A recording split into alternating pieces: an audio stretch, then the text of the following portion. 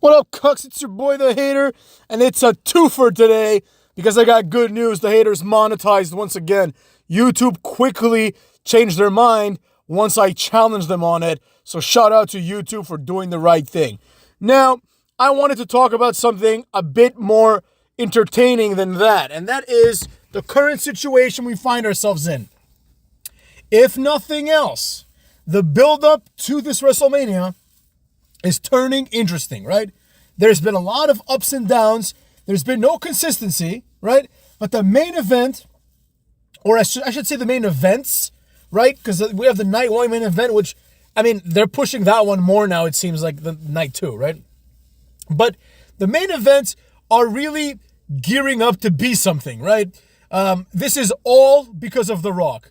Can you imagine what it would be like if The Rock wasn't around and we just had Cody cutting a promo every week about how he's going to finish a storyline, and Roman Reigns cutting a promo about how he's not going to finish a storyline or how his storyline ends in a different way? The biggest criticism of Roman Reigns as a champion is also the biggest criticism of modern day wrestling and its presentation. Many, many months ago, you will recall, I made a video where I talked about wrestling tropes, and one of the tropes that I wanted to come back are beatdowns, right? For some reason, the heels almost never beat down the faces. And if they do, it's like they punch them once, they throw them against like a steel, like something, like either the steel barricade or like a steel, one of those pull down gates. And then that's it. The person's like dead, like, oh, and then the person stands over their body and that's it, right? What The Rock did to Cody Rhodes was awesome because it harkened back to a day of serious beatdowns. Now, these beatdowns must be rare. And within the context of wrestling now, no wrestler, like I said in my previous video tonight, no wrestler is capable of performing these beatdowns.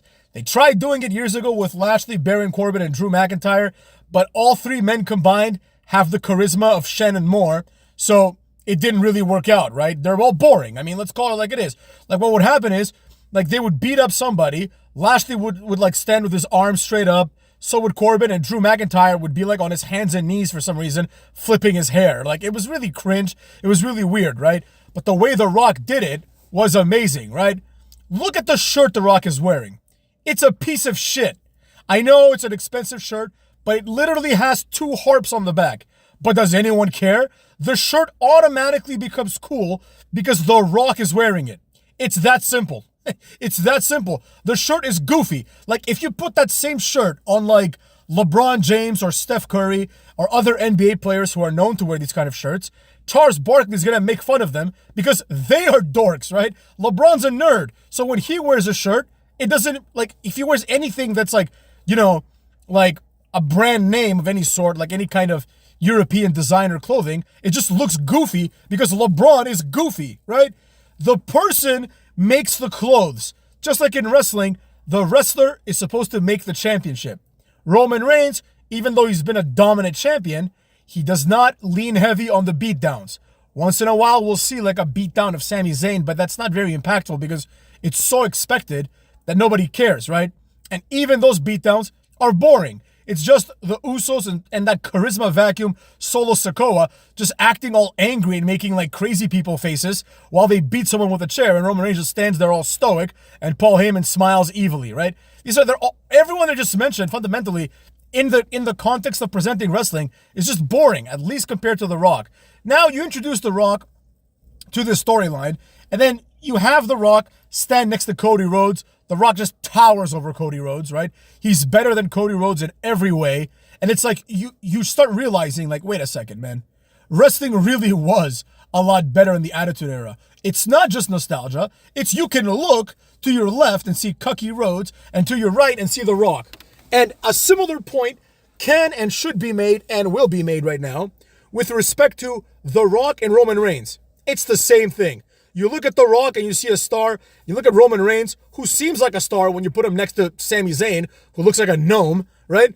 But compared to The Rock, Roman Reigns also looks diminutive, weak, and quite frankly, silly. The Rock acknowledging Roman Reigns is silly. It's just silly. It's like The Rock is a bigger star than Roman Reigns ever will be. He's a better wrestler, right? He's better on the mic. He's better in every way, right? Roman Reigns is one of the best wrestlers of all time, kayfabe-wise, because he's been champion for so long. But when you adjust for the era, you start to realize that being champion for 2 months in 2000 is worth more than being a champion for 5 years in 2023, right? Because if you were champion for 2 months in 2000, that means that, let's say it was The Rock we're talking about, right? You have Triple H, Stone Cold, Undertaker, Kane, and up and coming Kurt Angle breathing down your neck, right? That's just like the main guys. Then you also have like Benoit, Jericho, and a few others that are really up and comers, right? Also breathing down your neck. You have people, Hulk Hogan might come back and breathe down your neck, right? You had Goldberg coming back, Booker T. You had these like people that are all Hall of Famers breathing down your neck around that time, give or take a few years, right? But nowadays, is it really that impressive if Roman Reigns is champion for 3 years, if all he has to do is periodically wrestle Jey Uso? Mid-card Jey Uso? You see what I'm saying? We have to adjust for these things. You know, I'm kind of an old soul in many ways, and I tend to complain a lot about the current generation, the upcoming generation.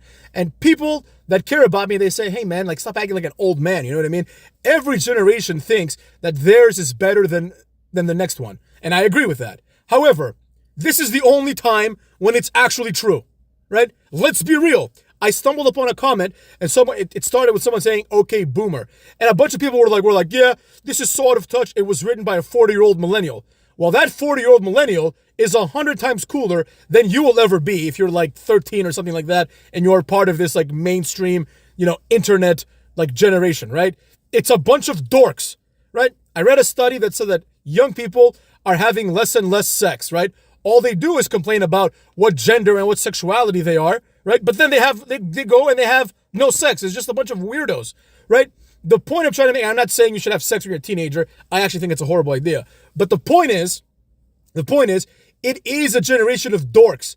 And even the people like Cody Rhodes, who are not part of that generation, they represent this generation. Cody Rhodes, even though he's nearly 40, he represents the future somehow, right? And The Rock, who is only 10 years older than Cody Rhodes, and has been retired for like 20 years, basically, right? The Rock is cooler than Cody Rhodes. The Rock is cooler than every celebrity, right? That is under the age of 45. There's a few that are older than The Rock that you could say are as cool or even cooler, right? There's a few of them, in there, right? Mostly old people, right? And they're quite honestly, there aren't that many, but there are a few, right? There's people that you can put on TV and present them as cooler than The Rock. Brad Pitt, Tom Cruise, right? At a certain point, Will Smith was one of them. Not anymore, of course, right? There's a lot of old actors and old celebrities that are just cool. Now, it's like Ryan Reynolds or Ryan Gosling. You put them next to The Rock and you're like, oh, what the hell's going on? Like, is this guy like The Rock's sex slave or something? Because he's about 1/3 his size and has 1/4 of personality, right? So it's like everything that represents this generation, including Cody Rhodes, is just inferior. And when you have this generational clash, it becomes very visible, right? When you have someone that doesn't know what the hell they're doing, and then you have The Rock, right? You know what you get? You get, look at you now, and The Rock beating on Cody Rhodes' monkey ass, right? And with that, I'm going to say this, and this is going to be the main topic of another video. But for now, I'm just going to tease it on this video, because it's probably going to be the next video. Roman Reigns should retain. He should win against Cody Rhodes.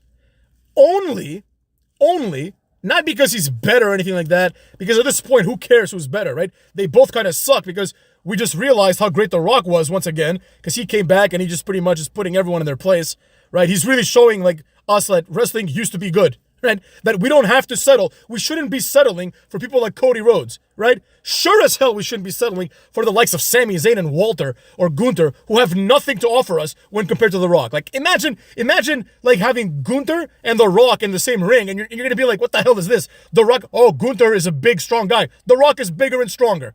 Oh, Gunther is a real fighter. No, he isn't. He's a guy who was fat for like 95% of his career. Now he lost some weight. He looks a little goofy. He's a little skinny fat. The Rock is built like a fucking horse, right? And then, like, I'm talking just about their physiques, right? The Rock's like 50, motherfucks, right? Just their physiques alone.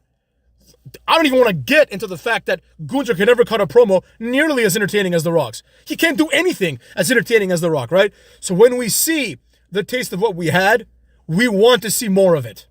And if Roman Reigns wins, the implications are much better. And as far as I'm concerned, I don't even care if Cody wins. He can win. I know exactly what's going to happen if he wins, but it doesn't matter because he took the beating of a lifetime. And in my opinion, his stock is lower than ever, right? It was a fair beating.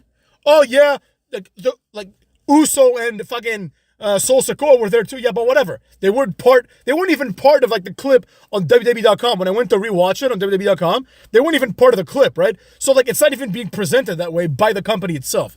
But I digress. The point being, once you know what great is, right, you start realizing that even the good things, right, even the good things of today, like even like LA Knight, who is probably my favorite wrestler right now out of the current, roster, right? He's nothing compared to The Rock. The Rock is better than LA Knight in every possible way. Like it's not even close, right? With that being said, The Rock, I will say this.